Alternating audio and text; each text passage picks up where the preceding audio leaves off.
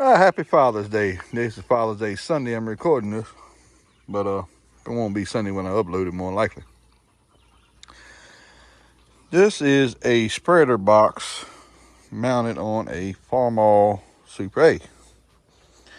And I'm going to go over the whole little thing, bits by pieces, on how it's on here. I'm on guard duty here. Today's Father's Day, so Dad's out here supervising the installation. But yeah, anyhow. I do a lot of work on this old tree here in summertime. I bring stuff out like this and bring the tractor out. That's what I did the planter at last year. This thing fits this almost like it was made to fit it. All right, I'm gonna go over it here and see. This is a cyclone drawbar hitch spreader.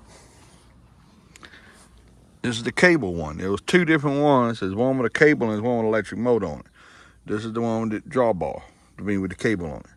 But all it does, I have it purposely set over here on the side, thinking I was gonna keep this cable here, out of a bind. This is what I was thinking.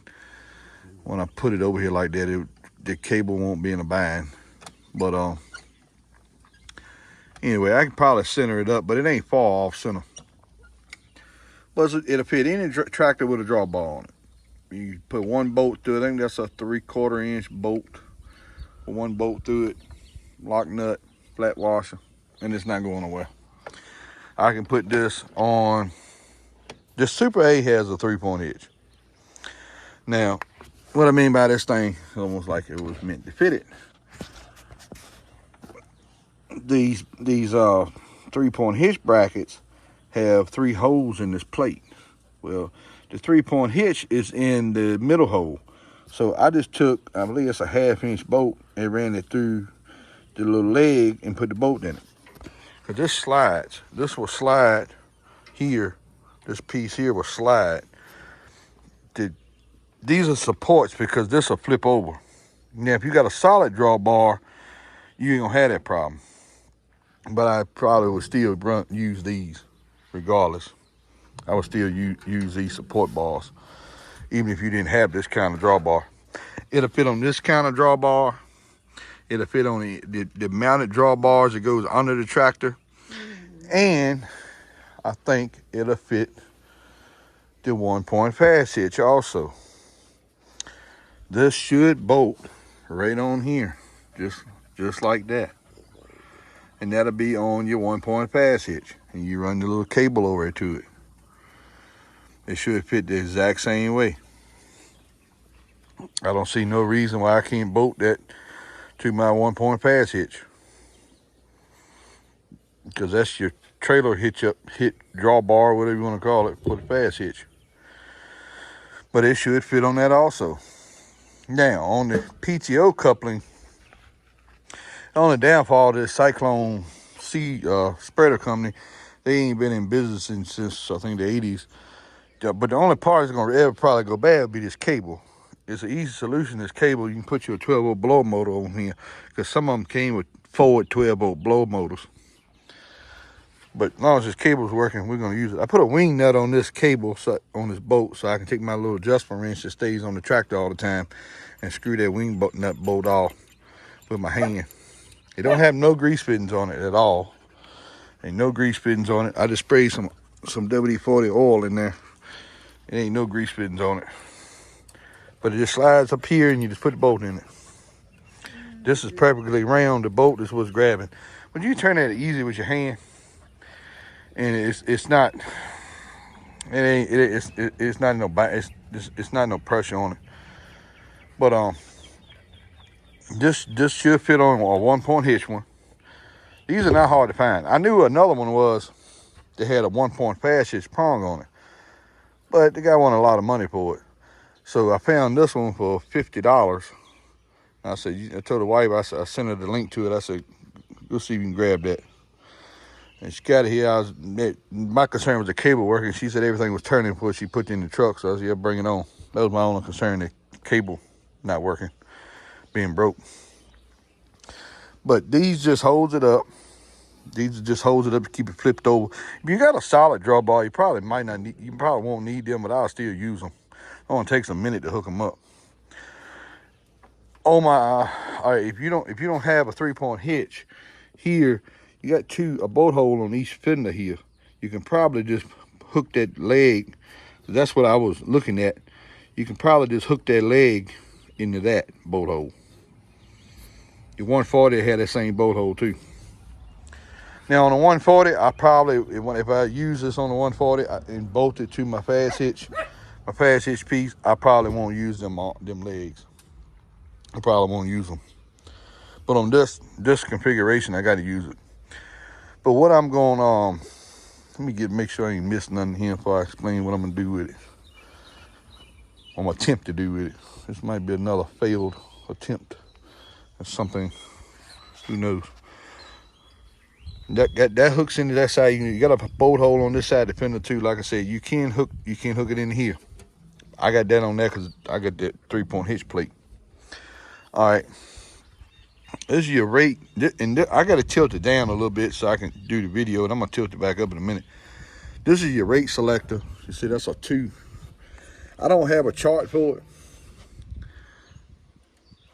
I don't have that. That's off. That's on wherever you got this set at. It's pretty simple. This was a real nice spreader back in the day when it was fairly new. But you just loosen that wing nut up and you slide that over. It's got numbers behind there. I got it on 2 right now because when I'm gonna spread with it, it's gonna be. It's got a little agitator down in the bottom now. That's all it does. The more you slide the piece over, the more it's gonna open it. A rate chart would probably be almost impossible to probably get.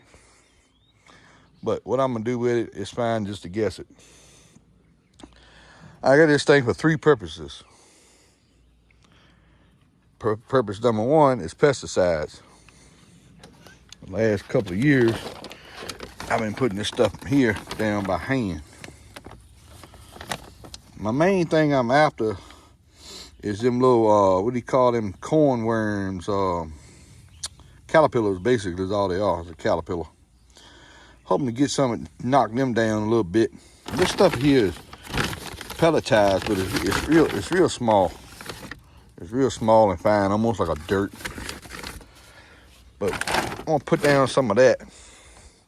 A real low rate. I said that stuff's real fine, so I ain't got a big gap in it. All right, pesticides. I'm hoping I'm gonna drive this rate down the road and throw it a small little dosage, hopefully. Reason number 2 is I plant a cover crop every fall, and I want to spread wheat with this because I've been either doing it by hand or that little spreader that goes behind the lawnmower. That's what I've been doing it with either the spreader behind the little lawnmower spreader behind the 4-wheeler, or either a hand spreader. So hopefully, and I do my deer peas. What I do is I sow the deer blend over top of the black-eyed peas. So I'm hoping I can spread with this one. Last year I did that by hand. I walked all the roads by hand with a hand spreader.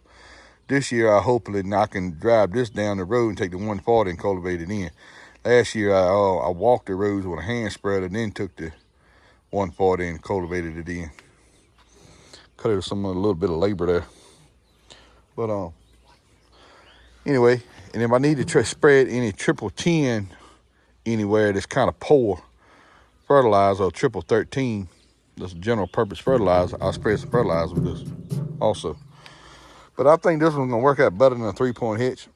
I got 3 tractors here with 3 different hitches.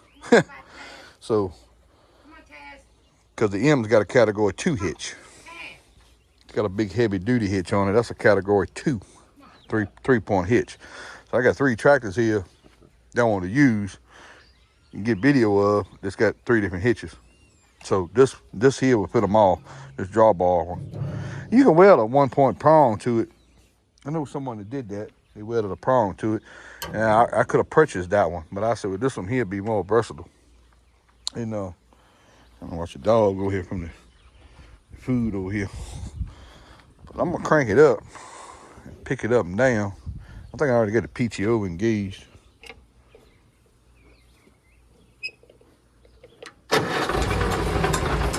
Spinning. When I'm running it in the garden, I'm gonna probably have it up here, but right there, close as I can all the way up. That's pretty level. I want to be up high as I can get it because I want to get over top of the corn. And what I'm gonna do is I'm gonna figure out some sort of way of how wide this thing is, how many rows I can get. It's gonna be either 3 or probably 1, 2, 3. Probably 3, probably. The one I'm straddling and one off the east side. But that's what I'm hoping I'm gonna pick a short road. Pick some short roads to drive this up and down on. But that's where I'm gonna be running it at, about that height there.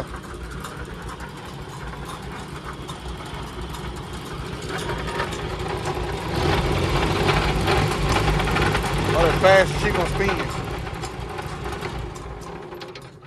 My PTO on this thing is loud. I don't know why. It's been loud for a long time. I don't know why it's that loud. I said these bars is hooked here. These are little stabilizer bars. I just hooked them down here at the top. You can hook them in your fender, hook them any way you need them. If you got a 1-point hitch, you probably won't need them. If you got a regular utility tractor, you can hook them anywhere. They'll fit. They'll slide them. You can loosen these bolts and slide this up and down and lengthen it and shorten it and move it around. I just got it offset slightly because of the shaft. You kind of don't put that in too much of a bind. But anyway, I'm trying to make sure I ain't forgetting nothing. It's got a lid to it, but I'm not going to put the lid on it. I'm not going to put a pin through the lid because I'm sure someone has probably pulled that off for that reason. Because with the lid on it, it can be removed and get out your way when you put the lid on it and you, like somebody intentionally pulled the pin out. But what'll happen is when you put the lid on it and you fold, if it's going to fold to the back, if you're trying to load your fertilizer or seed from the back, that lid is going to be in the way. So I'm not going to attach that lid back to it. I'm going to leave that lid just like it is, where I can completely remove it off of here when it's in my way. Like I said, shouldn't be no issues fitting on a 1-point hitch at all. Just set that on the bracket.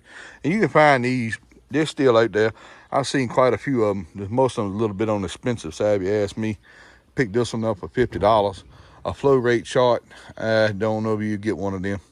I'm gonna guess at it. I know about, but with the wheat cover crop, I know about how much I want to see laying on the ground.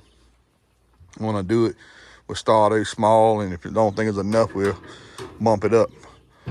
But anyhow, it's a PTO spreader on a Super A Farmall or a Farmall 100, 130, or 140. It's got a 1-point hitch. If you ain't got them with the cultivator arms, then it ain't gonna work. This ain't gonna work out for you. If you ain't got them with the cultivators.